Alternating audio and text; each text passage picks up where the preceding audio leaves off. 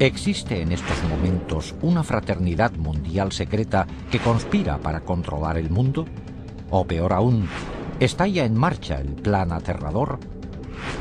¿Hay ya colocadas por todo el mundo armas destructoras para provocar una catástrofe? ¿Se puede detener?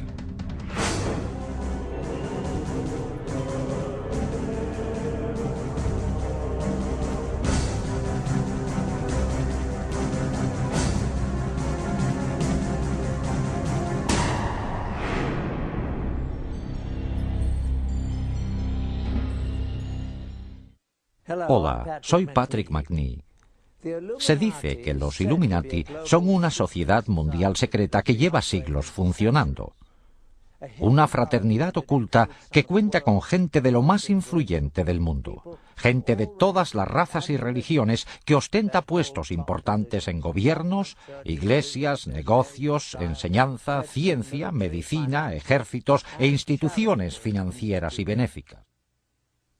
Una hermandad secreta cuyo único propósito es hacerse con el control de los recursos y de las finanzas del mundo entero y de sus habitantes. Si existe semejante sociedad, representa la mayor amenaza al mundo libre. De hecho, eso quiere decir que ahora mismo no existe tal mundo libre. Dicen que es absurdo, pero por primera vez hemos obtenido pruebas no solo de la existencia de tal organización mundial, sino de que se ha infiltrado en dos de las agencias secretas más poderosas del mundo. Es más, se han ocultado armas de destrucción masiva en Estados Unidos y otros países para emplearlas en el futuro. ¿Cómo ha podido ocurrir esto? Para dar con la respuesta, primero hay que explorar los enigmas de las sociedades secretas del mundo, cuya historia, ritos y existencia están envueltos en un velo de misterio. Las sociedades secretas han existido desde hace miles de años. Todas tienen una cosa en común: unos conocimientos únicos que juran mantener secretos. Porque, armados de estos conocimientos, limitados a ellos mismos, creen que pueden controlar a otros. Una de las primeras sociedades secretas sigue existiendo hoy día: los masones. Se cree que sus orígenes se remontan al antiguo Egipto, cuando solo un gremio selecto de canteros poseía unos conocimientos matemáticos especiales para construir las pirámides. En toda su historia, los masones han mantenido secretos sus métodos para que solo ellos pudieran construir las grandes estructuras que siguen hoy en día en pie. Primero, las pirámides y luego los grandes castillos y catedrales de Europa. Pero las sociedades secretas no se limitaban a los comerciantes. La palabra asesino tiene sus orígenes en una hermandad secreta de guerreros musulmanes chiíes que controlaban el norte de Siria en la época de las primeras cruzadas del siglo XI. Su especialidad: perfeccionar el arte de matar. La secta fue fundada por Hassan y Sabah, conocido como el Viejo del Monte, que gobernaba desde una fortaleza lejana. Hassan adoctrinó a sus discípulos en la promesa de que, si luchaban y morían por Alá, vivirían eternamente en el paraíso rodeados de placeres celestiales y terrenales. Empleaba la fuerza de la tortura y del asesinato para dar especial impacto a sus doctrinas y garantizar una total disciplina y devoción. Hassan daba hachís a sus fanáticos discípulos para provocarles una sensación de imbatibilidad antes de mandarles a misiones suicidas. Por eso, el nombre de asesino se derivó de la palabra hashashin, o fumador de hachís. En 1100, los asesinos contaban con más de 70.000 miembros fanáticos.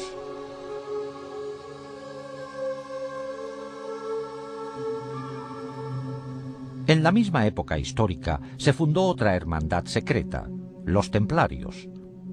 El Priorato de Sion era una fraternidad de caballeros creada en la Francia medieval con la intención de mantener la estirpe merovingia y restaurar su monarquía en Francia. Su sede oficial era la abadía de Notre-Dame du Mont de Sion en Jerusalén. En 1117, Balduino I, rey de Jerusalén, quedó muy agradecido al priorato por sus servicios para ayudarle a lograr el trono. A cambio, el rey negoció la fundación de los Caballeros Templarios como extensión militar y administrativa del priorato de Sion. Los Caballeros Templarios se habían creado 10 años antes, con el fin de proteger a los peregrinos que se dirigían a la Tierra Santa. Durante su estancia en Oriente Próximo, los templarios entraron en contacto con los musulmanes, incluidos los asesinos. De hecho, después de las cruzadas, debido a los enemigos que tenían en común, los asesinos se refugiaron entre los templarios, dejando huella en los soldados cristianos de muchas de sus ideas fanáticas y destructivas. Con el tiempo, los templarios dejaron de ser una organización cristiana convencional y su doctrina y ritos secretos eran mucho más místicos, herejes y ocultistas.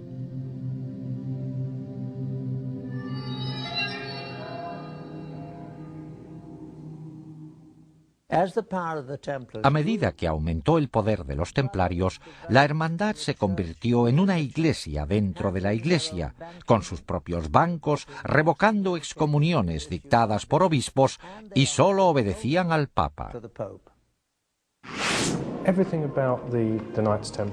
Desde el principio, todo lo relacionado con los caballeros templarios contiene al menos un elemento de misterio.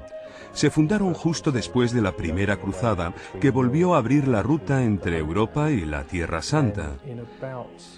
Y en 1118, 9 caballeros franceses con conexión con la corte del conde de Champagne se fueron a la Tierra Santa con el fin, según ellos, de proteger los caminos y las rutas de peregrinaje para que los peregrinos estuvieran seguros ahora que podían visitar los lugares sagrados. Una vez en la Tierra Santa, no hay testimonios de que hicieran nada los primeros 9 años. Desde el principio, hay algo que no encaja. Además, hay testimonios de que esta misión para proteger la ruta de peregrinaje era solo una tapadera. En el fondo fueron ahí por otra razón. Por algún motivo, los caballeros creían que había escondido algún tesoro. Hay testimonios de que excavaron debajo del monte del templo y los arqueólogos han encontrado artilugios suyos de las excavaciones. Al parecer, los templarios pasaron muy poco tiempo en los caminos. De los 9 años de estancia, la mayoría lo pasaron excavando túneles debajo del monte del templo, el emplazamiento original del templo bíblico de Salomón. ¿Qué iban buscando? El templo de Salomón llevaba mucho tiempo destruido. Pero en épocas de conflicto se sabía que los sacerdotes habían escondido tesoros religiosos en cámaras subterráneas ocultas y los sacaban al pasar el peligro. En la Biblia se dice que el Arca de la Alianza y otros tesoros sobrevivieron así varias invasiones extranjeras. Quizá el Santo Grial hubiese sobrevivido también en el laberinto debajo del templo a la espera de que la humanidad redescubriera su poder. Por cierto, no fue casualidad que los caballeros se instalaran en una mezquita situada en el antiguo emplazamiento. De hecho, fue después de su estancia cuando se hicieron llamar templarios o caballeros templarios. Un monje llamado Bernardo, que luego acabó siendo San Bernardo, intervino en la fundación de los templarios. San Bernardo se ocupaba de descifrar textos en hebreo antiguo. Aunque Bernardo era muy mundano en muchos aspectos, también era muy espiritual de un modo bastante insólito para su época. Le atraía mucho el lado femenino de la religión, los cultos a las vírgenes negras, sobre todo del sur de Francia, que son muy misteriosos, casi paganos.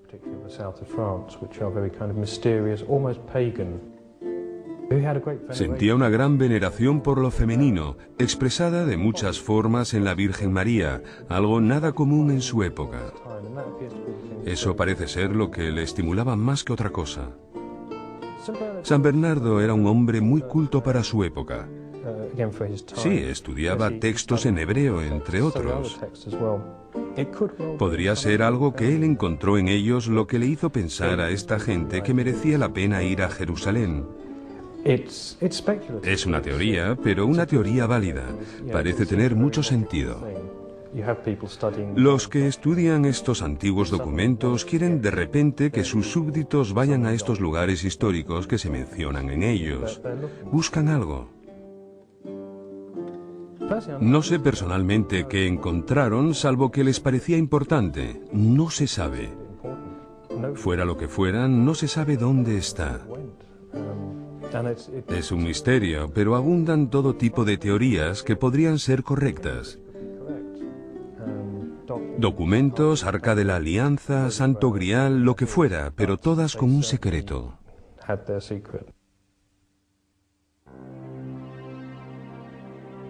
En un texto muy antiguo hay constancia del hallazgo. Nos dirigimos a la cámara secreta e hicimos bajar como antes a un compañero nuestro. Como el sol se hallaba en su punto más elevado, los rayos le permitieron descubrir un pequeño cofre colocado sobre un pedestal labrado y cubierto de oro.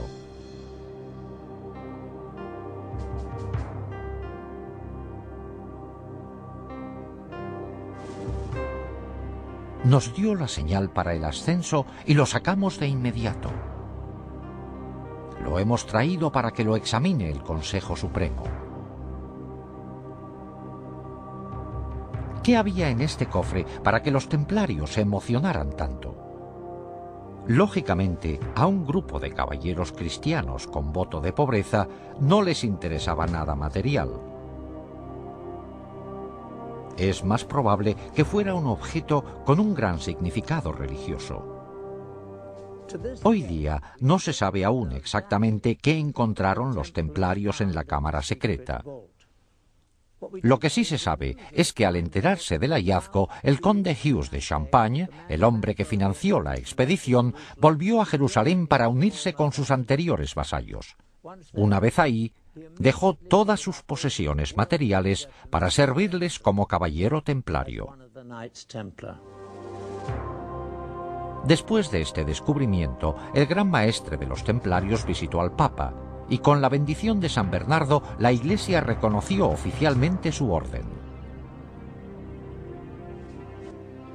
En el mundo cristiano, los hombres se unían rápido a los caballeros, renunciando a sus familias, dejando sus posesiones materiales y aceptando los difíciles votos de pobreza y castidad.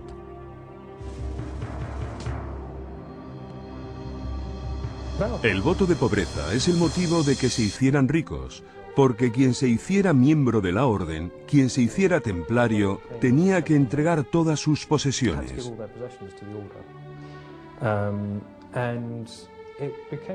Además, se acabó viendo como un símbolo de prestigio que las familias nobles tuvieran hijos en la orden de los templarios. Y por supuesto, el dinero o las propiedades que tuvieran iban a las arcas. Además, cuando el Papa aprobó la orden, la bendijo y dijo que era bueno que quienes quisieran impresionar al Papa donaran fincas y dinero a esta nueva orden. Y en cantidades ingentes, ningún caballero podía poseer nada. O sea que todas las posesiones como fincas, castillos, ganados y dinero que se les regalaba iban a parar a la orden.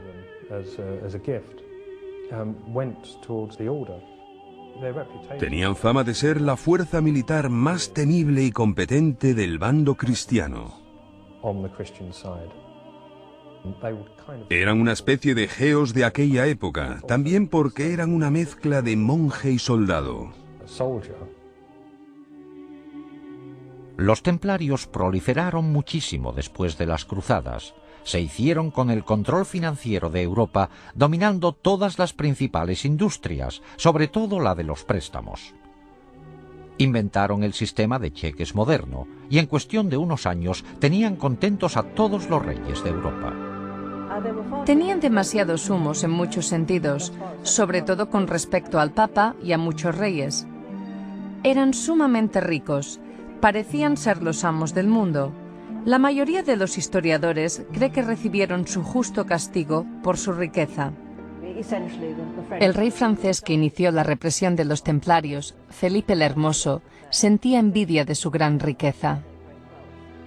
Y se piensa que les acusó de blasfemia y de sacrilegio, pero que lo que en realidad quería era su dinero. Se les acusó de blasfemia y de sacrilegio, así como de incumplimiento de la reverencia habitual de la Iglesia, pero eso era bien sabido. Las acusaciones contenían elementos sexuales, pero siempre los hay en acusaciones contra grupos herejes. Se les acusó de sodomía, de actos homosexuales, se les acusó de escupir y de pisotear la cruz, de adorar no solo una cabeza barbuda y cortada, sino también en casos excepcionales se les acusó de adorar la cabeza cortada de un gato. La Iglesia Católica se hizo con las confesiones necesarias para eliminar a los templarios. Un viernes 13 de 1307, el Papa disolvió oficialmente la orden. Su gran maestre murió en la hoguera. A mediados de la década de 1300, los templarios parecían haber desaparecido completamente y se confiscó su hacienda. Pero ¿se podría disolver la hermandad más rica y poderosa del mundo y confiscar toda su riqueza de la noche a la mañana? No. Los templarios, bien preparados y organizados, pasaron rápidamente a la clandestinidad y se llevaron consigo toda su riqueza. Se convirtieron en una sociedad secreta muy poderosa y con muchos fondos. De hecho, como ha demostrado la historia, solo desaparecieron de la vista de la gente. Pero con una nueva faceta, un odio acérrimo a la Iglesia Católica. Al mismo tiempo, el priorato de Sion supuso que la Iglesia haría lo mismo con ellos. También parece que desaparecieron, pero solo de la vista de la gente.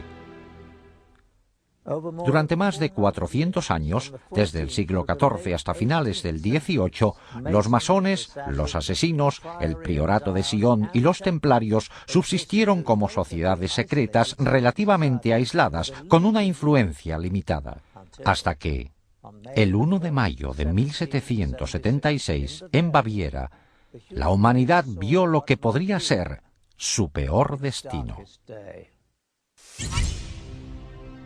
Adam Weishaupt, catedrático de Derecho Canónico, educado con los jesuitas y que sabía mucho de ocultismo, formó una nueva organización secreta que aglutinaría a todas las demás con un fin inconcebible: hacerse con el control total del mundo y de sus recursos y dominar por completo a sus habitantes. Weishaupt la describió eufemísticamente como un nuevo orden mundial. Esta hermandad diabólica se fundó inspirándose en una síntesis de las ideas centrales de sociedades secretas anteriores. Combinó ingeniosamente los conocimientos y ritos secretos masónicos, el misticismo islámico, artes mortales y uso del hachís de los asesinos, el carácter influyente del priorato de Sion, así como la riqueza, poder, organización militar y venganza contra la Iglesia Católica de los templarios. A todo eso, él añadió sus conocimientos de ocultismo. No fue mero accidente que escogiera el 1 de mayo, una fecha muy importante del calendario satánico, para fundar su asociación. El grupo se llamaba Illuminati. La traducción pública era inspirados intelectualmente.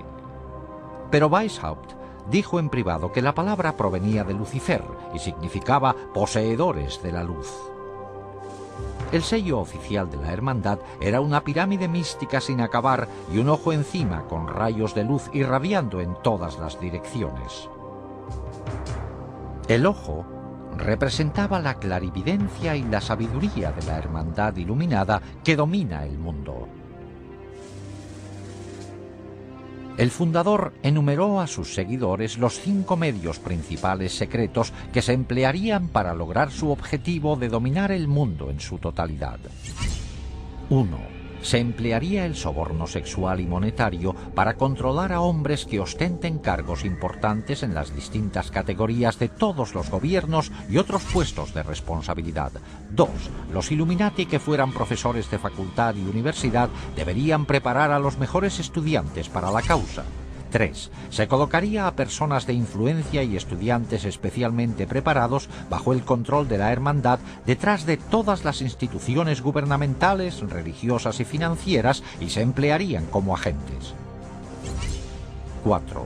La sociedad secreta dominaría absolutamente los medios de comunicación, de modo que toda la información pudiera manipularse para convencer a las masas de que un gobierno único mundial es la única solución de muchos problemas. 5. La fase final de la operación emplearía todos los recursos disponibles para provocar golpes militares que derrocarían a todos los gobiernos contrarios y pondrían al mundo bajo el control de un gobierno único al mando de los Illuminati.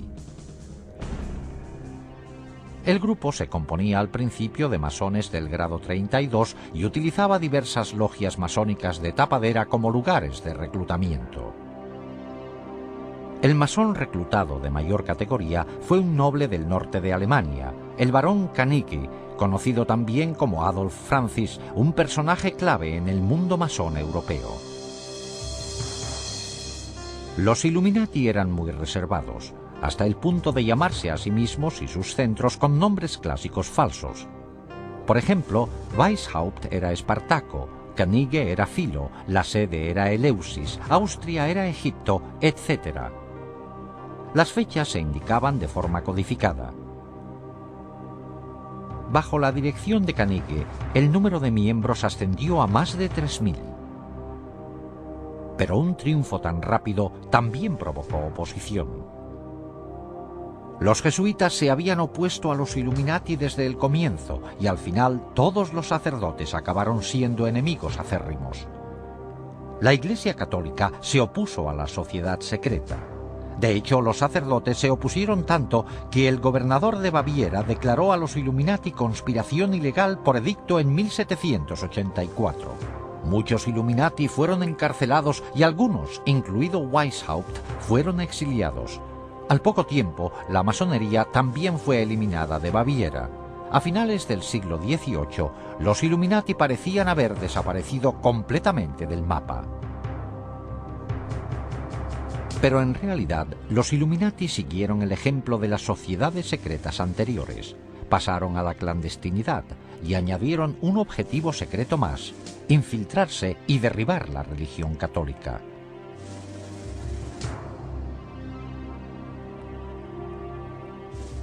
Al observar el mundo hoy día, ¿qué vemos de las sociedades secretas? Existen centros masónicos abiertos en todo el mundo como una organización importante.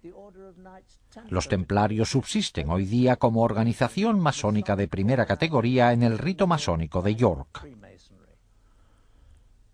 Aún sigue siendo en parte un secreto lo que ocurre dentro de los centros masónicos.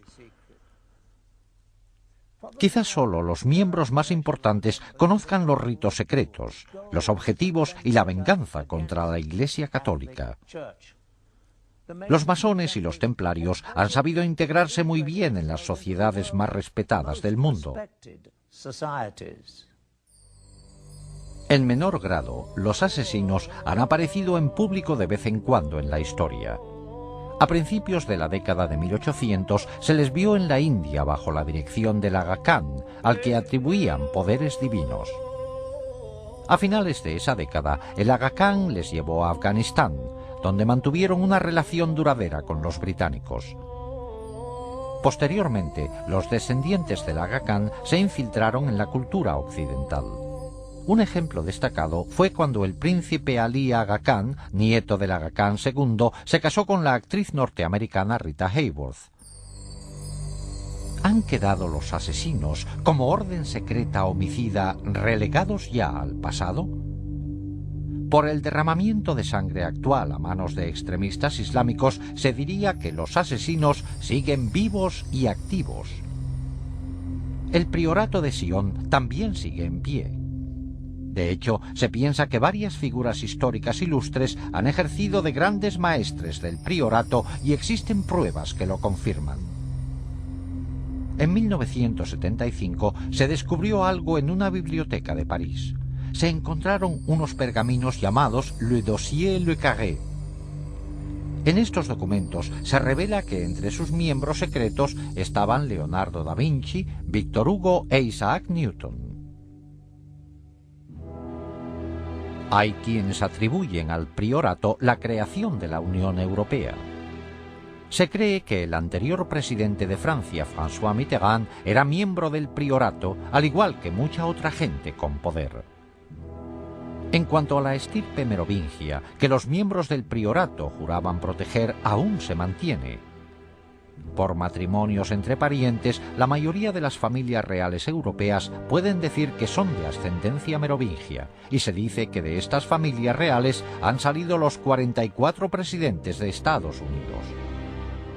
Estas conexiones por todo el mundo a través del priorato de Sion eran el medio del que se valían los Illuminati para influir en la política y en el poder mundiales. Pero ¿qué pasó con la sociedad más secreta de todas? Los Illuminati de Weishaupt. La hermandad que prometió unir a todas las demás sociedades secretas para dominar el mundo. ¿Sigue dedicándose activamente a su plan diabólico de dominar el mundo? Por supuesto, nuevos hechos sorprendentes descubiertos revelan que es más fuerte que nunca. El estudio de una sociedad secreta es como estudiar las corrientes de un lago. Las ondas de la superficie nos dan pistas para saber lo que pasa en el fondo. El gran plan de los Illuminati requería infiltrarse en los gobiernos de todo el mundo. En nuestra amplia investigación nos hemos centrado solo en un objetivo, la antigua Unión Soviética, para ver cómo la manipularon los Illuminati. Un modo efectivo de lograr el control de un gobierno sería penetrar en sus servicios de espionaje. Una información recién publicada de los archivos de la KGB aporta datos inéditos. Ahora que ya no existe la Guerra Fría, se está sacando ilegalmente información secreta de cámaras cuidadosamente vigiladas en lo que antes era la Unión Soviética. Con el cambio a una economía de mercado, muchos artículos antes no disponibles para los rusos van a parar al extraperlo. Se dice que en la nueva Rusia todo se vende, incluidos secretos de Estado y los espías que los guardaban.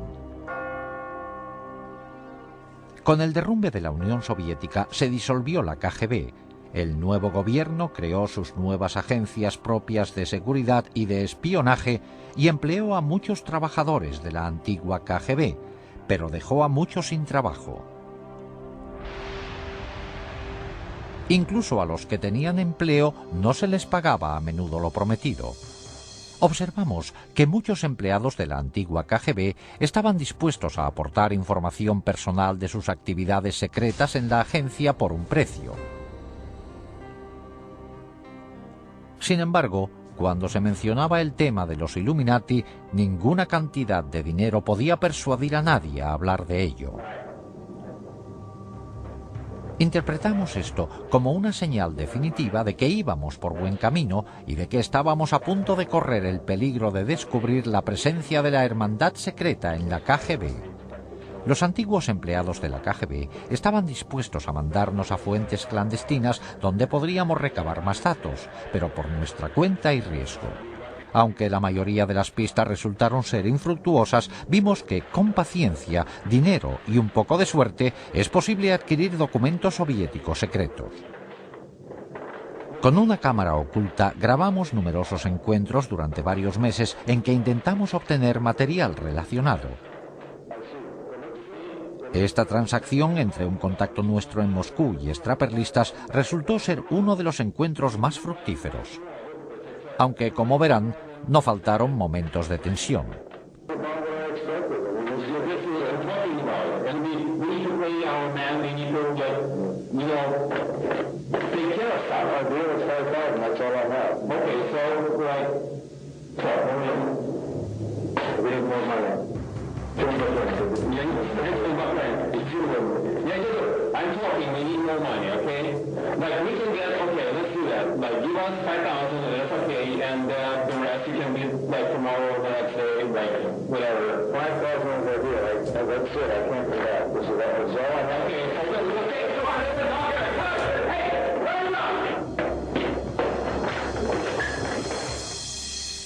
Cuando nos libramos al final de los extraperlistas, en algunos de estos documentos hallamos confirmación de la información más valiosa que nos habían contado los agentes de la antigua KGB.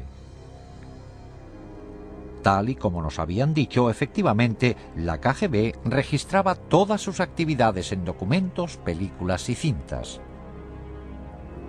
Estas se almacenaban en unas instalaciones debajo de la sede de la KGB bajo la mayor seguridad. Probablemente estos eran los archivos más delicados de la agencia porque explicaban con todo detalle las actividades más secretas de la KGB y posiblemente su conexión con los Illuminati.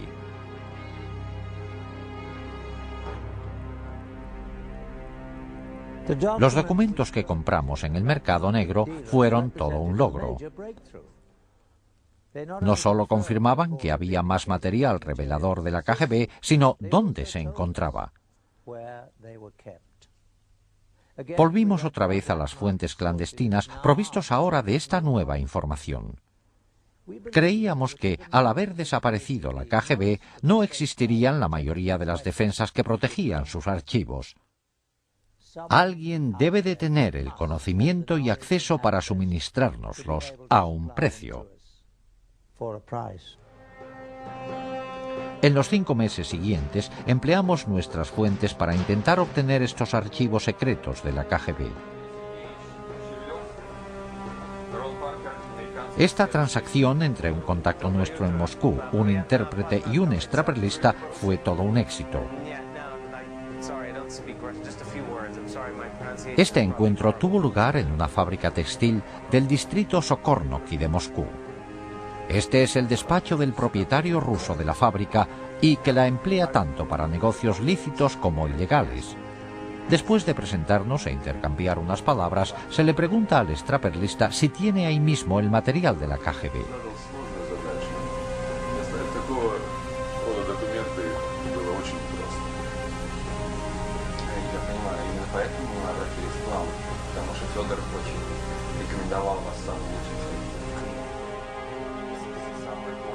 Se sacan de una caja fuerte los documentos relacionados con las películas y cintas que el extraperlista ha prometido entregar.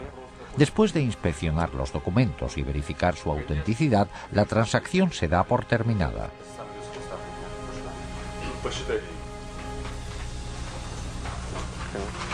Okay, well, thank you. Спасибо. Пожалуйста. Nice to meet you. Дмитрий Сергеевич, спасибо за вашу работу. До свидания. Una vez realizado el pago, les llevan a otro despacho, donde se dice que están almacenadas las películas y las cintas.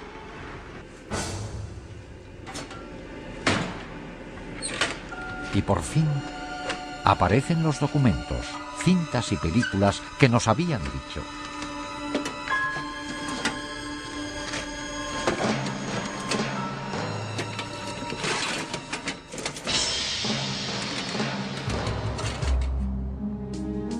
En una asombrosa revelación, incluida en los documentos secretos que obtuvimos, hallamos la prueba de que los Illuminati se infiltraron en la URSS y en la KGB.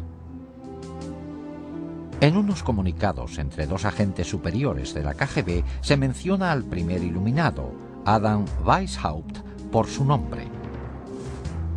A continuación, aluden a una conexión con dos antiguos gobernantes de Rusia, Stalin y Nikita Khrushchev. Nuestra misión para colocar agentes dentro del Vaticano es un objetivo del que el fundador, Weishaupt, hablaba hace 200 años. Tanto Stalin como Khrushchev intentaron lograrlo durante años, aunque sin éxito. Pero creo que esta vez podremos lograrlo por fin.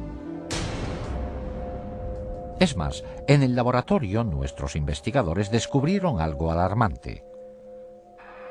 En una vista ampliada se observa que un punto minúsculo, el punto final de la última frase de la página, es un sello. Es la pirámide incompleta con un ojo en un triángulo encima. La insignia oficial de los Illuminati, una marca empleada por la sociedad secreta desde su creación en 1776. La KGB estaba empeñada en infiltrarse en el Vaticano. ¿Para qué les iba a interesar tanto a los rusos este lugar concretamente? La respuesta es sencilla. A los rusos no les interesaría el Vaticano, pero sí a los Illuminati. No solo fomentaría el odio contra los católicos, sino que además sería importante para lograr el objetivo final de dominar el mundo. El Vaticano puede ser la fuerza más poderosa del planeta para influir en la gente. Las políticas del Vaticano afectan a 1.000 millones de personas dispersas por todo el globo, en comparación con menos de 300 millones bajo el mando directo de Estados Unidos o de la Unión de Repúblicas Socialistas Soviéticas. La figura dominante de este vasto imperio de seguidores es un hombre, el Papa, del que piensan que sus palabras y deseos tienen inspiración divina. Ninguna otra persona en el mundo entero tiene tanto poder e influencia. Los Illuminati tenían un gran interés en influir como pudieran en el Papa y en sus consejeros. La KGB tenía un grupo de agentes destinados en Roma. Pero la ciudad del Vaticano es un mundo muy cerrado. Un Estado independiente reconocido oficialmente con su propio gobierno. En efecto, es un Estado soberano dentro de Roma. La vigilancia desde el exterior deja que desear. A partir de más documentos secretos de la KGB que hemos obtenido, sabemos que en 1972 los Illuminati, valiéndose de la gente que tenían en la KGB, formularon un plan drástico para destinar a un agente suyo dentro del Vaticano. De nuevo, el punto final de la última frase del documento es la pirámide y el ojo en miniatura, la insignia oficial de los Illuminati. Por fin, la hermandad secreta podría empezar a controlar la Iglesia Católica desde dentro. Enviaron a un agente al Vaticano haciéndose pasar por un sacerdote ucraniano expulsado de su país por los comunistas por su retórica anticomunista. Enseguida le aceptó el clero proamericano del Vaticano. Tras unos meses logró su principal objetivo, ganarse la confianza del despacho del cardenal Villot, el secretario de Estado del Papa Pablo VI. En esta secuencia filmada que obtuvimos en exclusiva de la KGB, está a la derecha el agente haciendo de sacerdote. A la izquierda está el ayudante principal del cardenal Villot. Devo tornare all'ufficio, devo fare cose lì e tutto il resto. Molto preoccupato. Spero che... Eccolo che arriva. Buongiorno. Come va? El tercer hombre es otro agente de la KGB, destinado sin duda a la organización por los Illuminati. Pretende también acceder al cardenal. Sì. Questo va bene. Bene. Molto lì. Bravo, sta piacere. Abbiamo la sua collaborazione. Sì.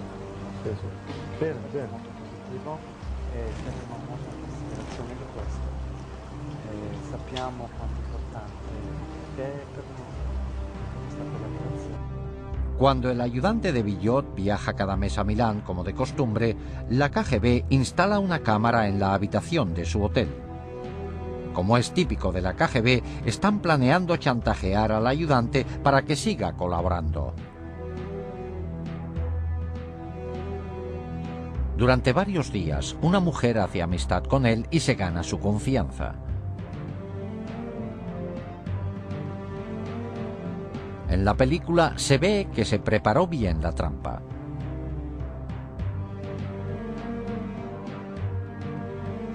Una noche, la mujer va a la habitación de él para salir a cenar juntos.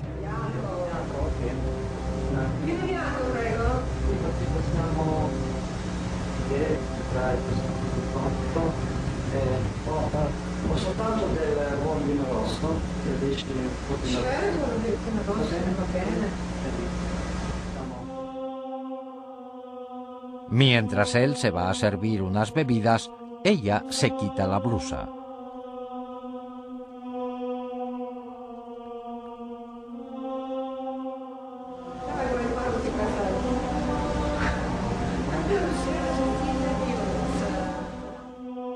La película se corta de repente, pero independientemente del resultado del encuentro, el plano de este sacerdote con una mujer medio desnuda en su cuarto es suficientemente perjudicial como para garantizar la vigilancia de las actividades de Villot.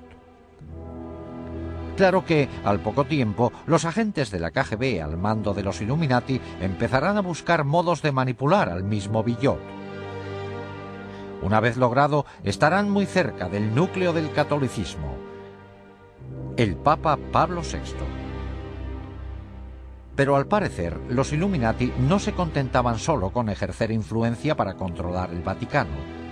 A veces recurrían al homicidio. Durante la fundación de los Illuminati, varios oficiales han muerto en el Vaticano en circunstancias muy sospechosas, incluidos 3 papas. En cada caso, el momento de la muerte del oficial se calculó para que tuviera gran trascendencia política, la señal que indica que la hermandad secreta influye en la política mundial para su propio beneficio. En 1939, el Papa Pío XI iba a realizar una declaración condenando a los nazis y a los fascistas, grupos que cometían las barbaries que defendían los Illuminati. Pero antes de hacer la declaración en público, murió de repente. A un ayudante muy cercano, el cardenal Tisserand, le oyeron decir una y otra vez: «Le han asesinado, le han asesinado». Se le embalsamó enseguida, lo que hizo imposible que se le practicara una autopsia. En 1978, posiblemente la hermandad secreta volvió a recurrir al asesinato para manipular al pontificado. El Papa Pablo VI murió de repente. Es cierto que estaba débil, pero el brusco empeoramiento de su condición les pareció demasiado oportuno a muchos observadores. Sin embargo, los Illuminati se llevaron una sorpresa que tal vez no se esperaban: un papa que les haría frente. Juan Pablo I. Poco después de asumir el cargo, el nuevo papa mostró una gran independencia. Juan Pablo parecía sentir un especial desagrado por la corrupción que había visto cundir en las finanzas del Vaticano. Mientras fue cardenal de Venecia, el Banco Católico Veneciano se vendió al Banco Vaticano por una cantidad muy inferior a la normal. Los beneficios acumulados por unos pocos superaron los 70 millones de dólares, pero las pérdidas de los venecianos fueron enormes. El clero veneciano incluso perdió sus fondos de pensiones. En la transacción intervinieron los banqueros Roberto Calvi, su asesor Sindona, y el director del Banco Vaticano, el obispo Marcinkus. Después de que a Juan Pablo se le nombró papa, los 3 seguían encargados de invertir gran parte del dinero de la Iglesia. En su nuevo cargo, el pontífice tenía el poder de investigarlos y sacar los hechos a la luz pública. En total, estuvo a punto de descubrir transacciones ilegales que ascendían casi a 1.000 millones de dólares. Esto asestaría un duro golpe a los Illuminati, que desde luego estaban detrás de las transacciones ilegales. El peligro para el Papa quedó claro un día en un encuentro privado entre Juan Pablo y un arzobispo ortodoxo ruso, Nikodim. Al comenzar el encuentro se le sirvió café. Nikodim tomó el primer sorbo y al poco rato se desplomó en el suelo y murió.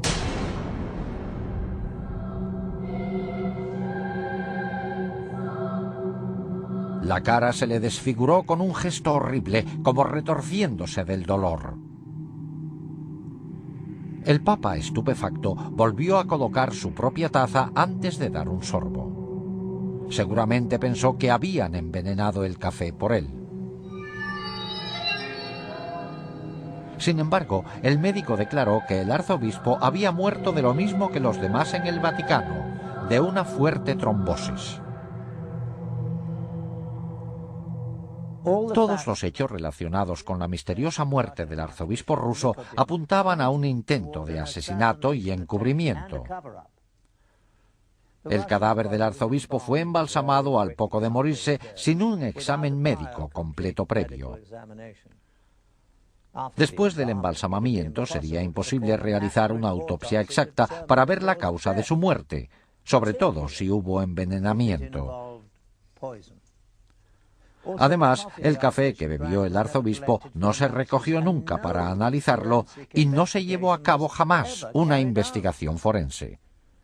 Aunque desaparecieron las pruebas, para muchos estaba claro que el Papa se había librado por poco de que le asesinaran 10 días solo después de ser elegido. El incidente fue tan espantoso que Juan Pablo convocó una reunión en secreto con sus 4 cardenales principales para discutir la situación. La reunión se celebró el 28 de septiembre de 1978. En la sala estaban solo los 4 cardenales y el Papa. Hoy día se sigue sin saber exactamente qué dijeron, pero al Papa le pidieron que tomara medidas. Puso fin al mandato del cardenal Billot como secretario de Estado. Este era el mismo cardenal Billot a cuyo ayudante se había chantajeado en las películas de la KGB en 1972. En esos 6 años, este cardenal debió también de caer en la trampa de los Illuminati. Su destitución implicaba que el Papa había descubierto al menos una parte del plan secreto, pero ni siquiera Juan Pablo pudo evitar la muerte a manos de los Illuminati. Esa noche, el pontífice se retiró antes de lo normal y se llevó con él apuntes de la reunión secreta para meditarlos. A las 5 de la madrugada, la ayudante más próxima al Papa, Sor Vincenza, empezó a preocuparse. Su santidad nunca se había quedado dormido. Miró por la puerta. Juan Pablo estaba sentado en la cama con la luz encendida, como si estuviera leyendo. Tenía papeles alrededor. Pero, para sorpresa de ella, su rostro tenía la misma expresión desfigurada y agonizante que la que ella vio en el arzobispo Nicodem días antes. Juan Pablo murió a los 33 días de ser nombrado Papa. Tras más de 200 años de perfeccionar sus artes secretas, los Illuminati ocultaban sus huellas con gran precisión. Aunque el Papa le había destituido de su cargo como secretario de Estado horas antes, el cardenal Billot asumió el mando. Como cardenal más importante, él era ahora el Papa provisional.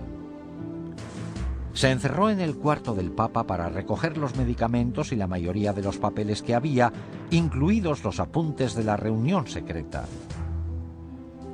También se llevó los dulces que le gustaba tomar al pontífice cuando leía, e incluso sus gafas y zapatillas. Estos artículos no se volvieron a ver jamás. Luego, Billot mandó a Sor Vincenza a un convento, tras prohibirle que dijera a nadie que había encontrado al Papa muerto, ni nada de lo que había visto. A las 6:10 de la mañana ordenó que llamaran a los embalsamadores, pero lo más chocante es que llegaron casi al momento. Se calculó que, dada la distancia que tenían que recorrer los embalsamadores, les debieron de contactar a las 4:45 de la mañana, 15 minutos antes de que la hermana descubriera al Papa. A las 7:30 se realizó un comunicado público. La causa de la muerte fue un paro cardíaco. En vez de Sor Vincenza, se dijo que el secretario del Papa, Monseñor Maghe, le había encontrado muerto y la hora se cambió a las 5:30. Antes de realizarse el comunicado, los embalsamadores ya habían acabado. Al igual que con la muerte similar del arzobispo ruso solo 23 días antes, se descartó la posibilidad de una autopsia 100% exacta. Si hubiera sido un asesinato, las posibilidades de demostrarlo estaban ya descartadas.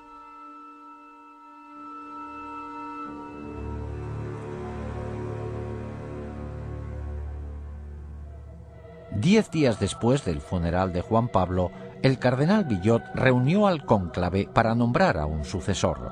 Este organismo electoral oficial se compone de 111 cardenales. Una vez a solas en la Capilla Sixtina, los cardenales invocan el poder del Espíritu Santo para que les guiara en su decisión.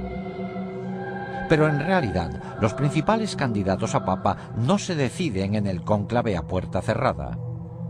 Estas decisiones se toman en los elegantes restaurantes de Roma, donde los cardenales con más poder se reúnen para comer juntos.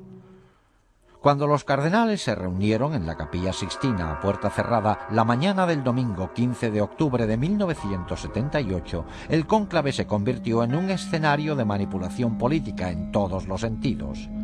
Desde promesas susurradas al oído entre los cardenales hasta discusiones acaloradas, la tensión aumentaba con cada votación. Después del octavo escrutinio, empezó a salir humo blanco por el Vaticano indicando que se había elegido a un nuevo papa. También indicaba una derrota total para la KGB y los Illuminati. El nuevo pontífice era un polaco anticomunista acérrimo, Juan Pablo II. Pero los Illuminati no se dan por vencidos fácilmente. El 13 de mayo de 1981, Mehmet Ali Achka, un hombre buscado en Turquía por asesinato, esperaba de pie entre la multitud a que pasara el Papa fuera de la Basílica del Vaticano.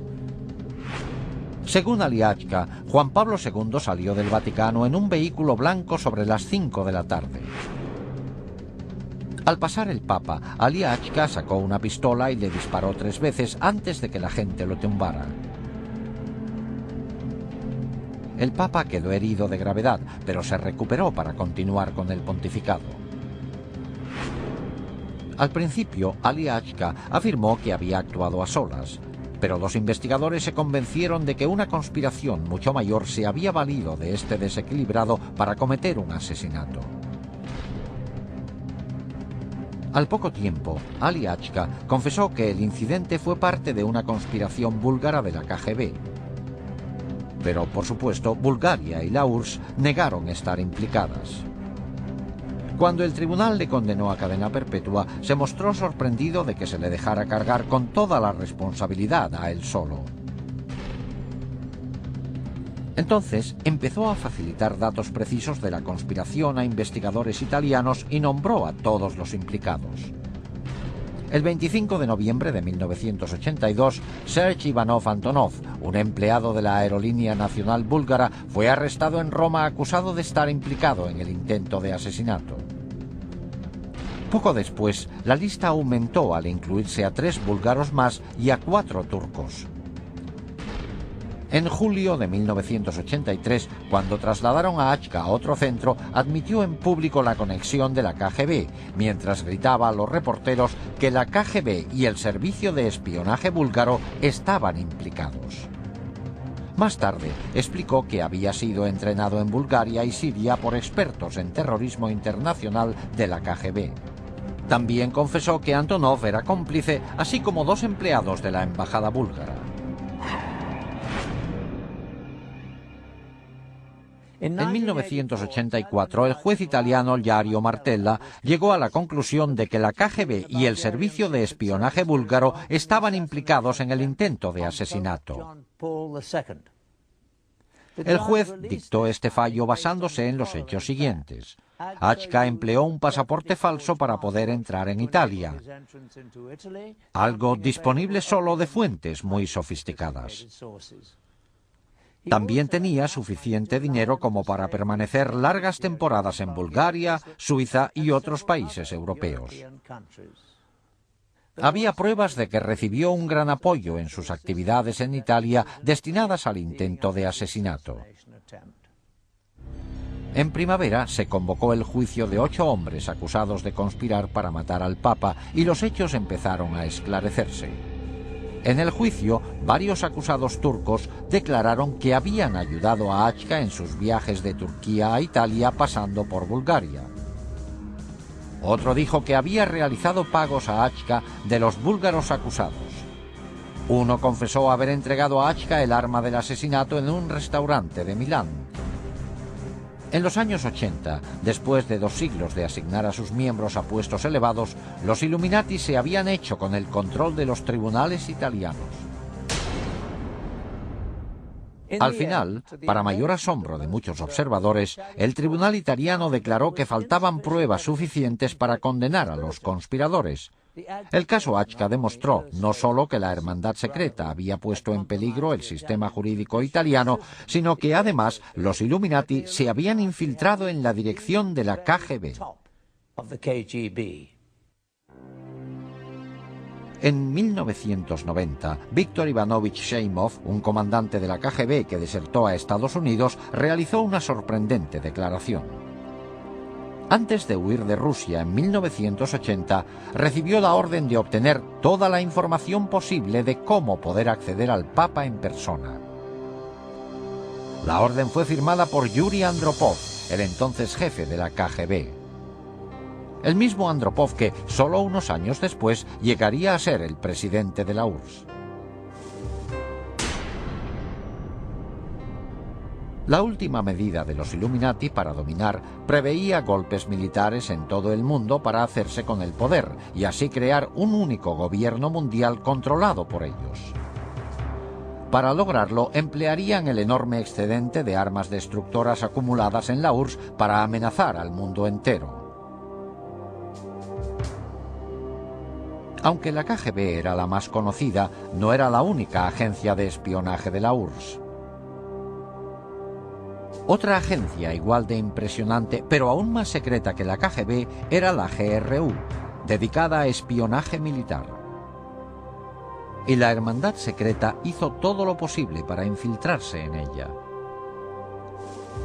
La prueba de que lo lograron se demuestra en estos documentos secretos de la GRU, que se los compramos a un extraperlista en Rusia.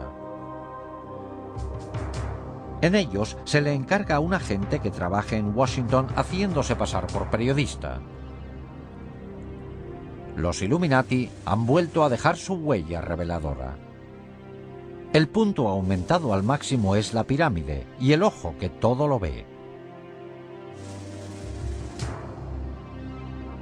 Mientras que la KGB recopilaba información sobre figuras políticas e influía en la política mundial, la GRU recopilaba datos esenciales para lograr objetivos militares. Algunas actividades de la GRU estaban destinadas a lograr objetivos en varios conflictos actuales como Afganistán. Pero la misión principal de la GRU eran los preparativos para futuras guerras con otros países, sobre todo con Estados Unidos. Esta era la agencia prevista para colocar las armas destructoras para la fase final del plan secreto de los Illuminati. Los agentes de la GRU estaban preparados a la perfección para ese fin.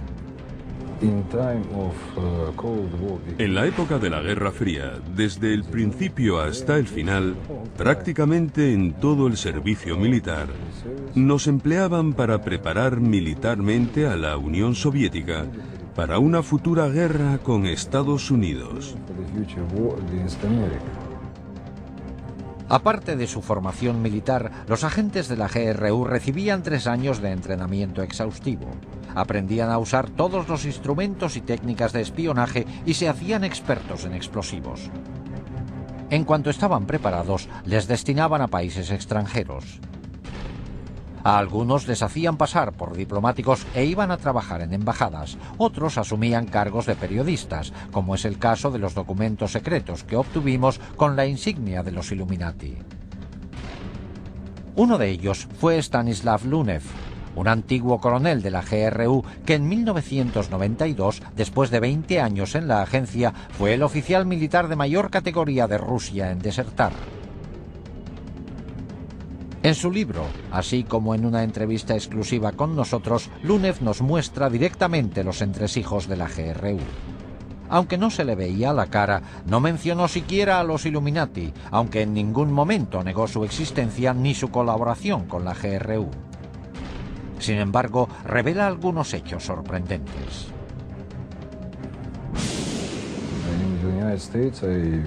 En Estados Unidos, trabajé en el sector operativo de Washington haciéndome pasar por corresponsal de la agencia de noticias TASS.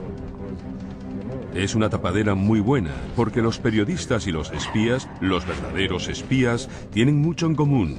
Los dos buscan noticias e información. Una vez asignados en su puesto, los agentes de la GRU tenían varios cometidos. Uno era ayudar a coordinar campañas terroristas para desestabilizar gobiernos hostiles. Oficiales de la GRU han revelado que durante la guerra del Vietnam la agencia invirtió más de $1.000 millones en fomentar la campaña antibelicista en Estados Unidos. Esta habilidad para manipular los gobiernos era un arte que encaja perfectamente con los planes futuros de los Illuminati para derrocarlos. Otra faceta importante del trabajo de los agentes de la GRU era preparar el terreno para las fuerzas especiales rusas, los Spetsnaz.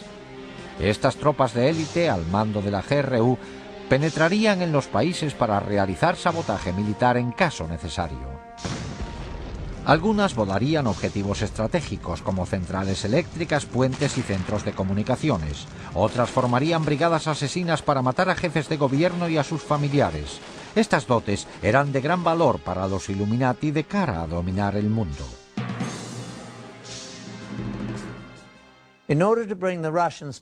Para trasladar las fuerzas especiales rusas al extranjero cuando hiciera falta, la GRU tenía que cerciorarse de que tuvieran acceso para cruzar las fronteras. Para esto contaban con la KGB. La agencia era excelente para lograr entrar en países hostiles. Necesitaba poder destinar a sus espías de forma coherente para sonsacar información. La KGB a menudo recurría al sexo y al chantaje para lograr sus objetivos. En esta película tomada con cámara oculta, el hombre de la derecha es un agente de la KGB haciendo de cuervo, un hombre con la misión de seducir a alguien para espiar.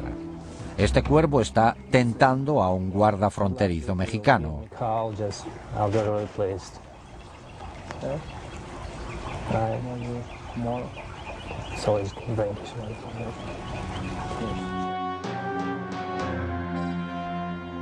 En cuanto el guarda picó, los agentes de la KGB podían cruzar de México a Estados Unidos por este puesto sin problemas. Esta información se pasaba a la GRU para que también pudiera hacer uso del acceso e introducir a agentes y a los Spetsnaz cuando se les llamara. So, will you call me? I'll call you. You will? Anyway, I'll contact you, you know what I mean? I'll call you. I'll find you, then I'll call you. Are you okay? I'm okay. Okay.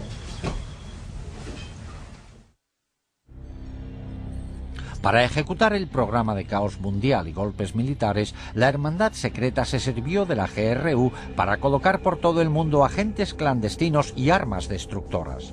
Estas armas permanecerían ocultas en lugares estratégicos hasta que hicieran falta. Cuando los Illuminati lo decidieran, los agentes saldrían a la luz y se emplearían las armas. Los comandantes de estas fuerzas de operaciones especiales son militares profesionales muy bien preparados y vendrán cuando se produzca un gran conflicto. Y necesitan sistemas armamentísticos muy especiales para destruir objetivos muy protegidos. O sea que dispondrán de armas nucleares, químicas, biológicas y de otros tipos. Las armas más temibles que se introdujeron ilegalmente fueron los dispositivos nucleares pequeños, que se conocen como bombas nucleares de maleta. Estas armas pueden transportarse fácilmente, pero tienen una potencia destructora enorme. Una vez introducidas en Estados Unidos y otros países enemigos, se escondieron en lugares seguros y podrían recuperarse en tiempo de guerra. Se calcula que un alarmante número de estos dispositivos nucleares se colocó en Estados Unidos y en otros países. Con toda probabilidad, estos dispositivos permanecen ocultos en lugares secretos listos para emplearse hoy. Gracias a los archivos de la KGB abiertos recientemente, hemos visto asombrados cómo los Illuminati han estado manipulando hasta ahora las instituciones mundiales como el Vaticano.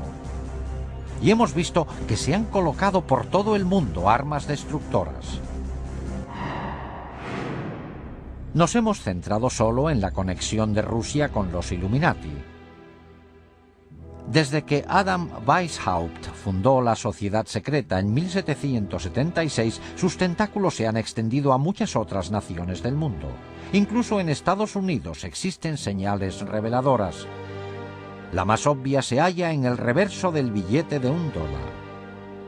Se ven claramente la pirámide y el ojo, la insignia de los Illuminati, que se incluyó ahí en 1933 por orden del presidente Franklin D. Roosevelt.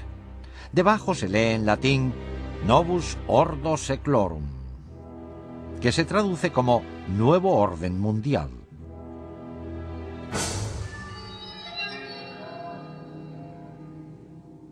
¿Puede pararse el inconcebible plan de dominio mundial de los Illuminati? Lo único que temen las sociedades secretas es que las descubran. Hoy día están proliferando los libros sobre este espeluznante tema.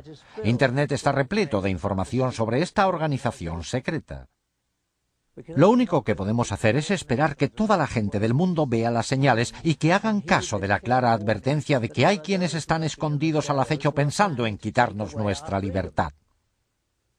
Con ustedes, Patrick Macnee, gracias por su atención.